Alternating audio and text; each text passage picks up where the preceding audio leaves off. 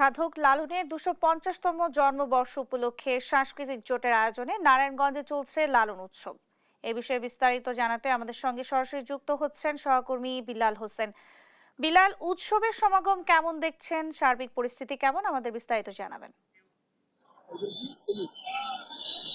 Nancy লালন সাঁইজির যে 250তম বর্ষ জন্মবর্ষ, সেই জন্মবর্ষ উপলক্ষে আজকে নারায়ণগঞ্জে যে 2 দিনব্যাপী লালন উৎসবের আয়োজন করা হয়েছে, সেই উৎসবের মূল আনুষ্ঠানিকতা কিছুক্ষণের মধ্যেই শুরু হবে এবং সেই প্রস্তুতি কিন্তু এখন চলছে। ইতিমধ্যেই কুষ্টিয়া থেকে কিন্তু যারা শিল্পী রয়েছেন তারা কিন্তু এখানে উপস্থিত রয়েছেন। পাশাপাশি সাধকরাও বিভিন্ন আখড়া থেকে এখানে কিন্তু উপস্থিত রয়েছেন। আমরা একটু দেখানোর চেষ্টা করি যে আহ, এই পুরো আয়োজনকে ঘিরে আসলে যে 2 দিনব্যাপী উৎসবের কে ঘিরে বিভিন্ন এলাকা থেকে শিল্পী সাধক সহ আহ, কবি সাহিত্যিক সব বিভিন্ন শ্রেণী পেশার মানুষ কিন্তু উৎসবে যুক্ত হয়েছেন।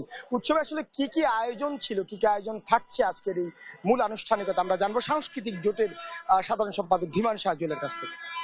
লালন সাঁইজির 250তম জন্মবর্ষ উপলক্ষে নারায়ণগঞ্জ সাংস্কৃতিক জোটের দুদিনের যে আয়োজন, আজকে দ্বিতীয় দিন। প্রথম দিন আমাদের ঢাকা এবং নারায়ণগঞ্জের বিভিন্ন শিল্পীরা, লালন শিল্পীরা তাদের সঙ্গীত পরিবেশন করেছেন।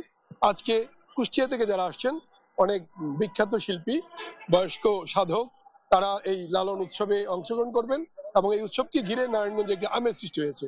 আমরা মনে করি এই উৎসবটি দুটি অর্থে খুব গুরুত্বপূর্ণ। একটি হচ্ছে লালনের 250তম বর্ষ, এটি আমাদের জন্য অত্যন্ত গৌরবের। বাংলাদেশের মানুষ সে লালনের আদর্শকে যারা ধারণ করবে, মানবতাবাদকে ছড়িয়ে দেবে, সেই কারণে সেটা গুরুত্বপূর্ণ। আরেকটি তাৎপর্য হচ্ছে, সারা বাংলাদেশে আমরা দেখতে পাচ্ছি লালনের বিভিন্ন আশ্রমে হামলা হচ্ছে, বন্ধ করে দেওয়া হচ্ছে লালন মেলা। তাদের প্রতিবাদে আমরা মনে করি সেই উগ্রবাদী গোষ্ঠীকে, সেই প্রতিবাদের প্রতীক হিসেবে আমাদের সেই আয়োজন।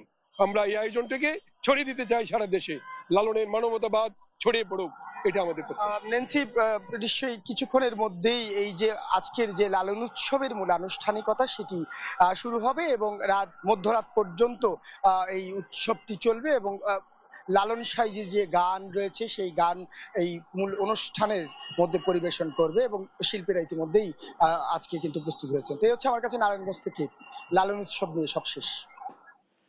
বিলাল, আপনাকে ধন্যবাদ। দর্শক, নারায়ণগঞ্জ থেকে আমাদের সঙ্গে যুক্ত হয়েছিলেন সহকর্মী বিলাল হোসেন।